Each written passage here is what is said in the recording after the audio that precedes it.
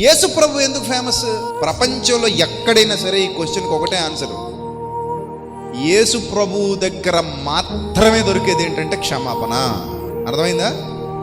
యేసు ప్రభు మాత్రమే అని ఎందుకు నొక్కి నొక్కి చెప్తున్నానంటే, ప్రపంచంలో ఇంతవరకు ఎక్కడైనా మీరు వెతుక్కోండి, నేను పాపములు క్షమించే అధికారం కలిగి ఉన్నానని పబ్లిక్గా ప్రకటించినటువంటి ఏ దేవుడు, ఏ దేవత చరిత్రలో మనకి ఎక్కడ ఏ పుస్తకంలోనూ కనబడరు, ఒక్క యేసుక్రీస్తు తప్ప.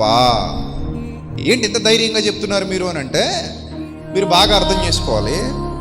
పాపాన్ని క్షమిస్తాను అనే దమ్ము, ఆ ధైర్యం ఎవరికి ఉంటుంది చెప్పండి? ఎవరికి ఉంటుంది? ఎప్పుడు పాపం బారిన పడని పరిశుద్ధుడైతే ఉంటుంది. రైటా?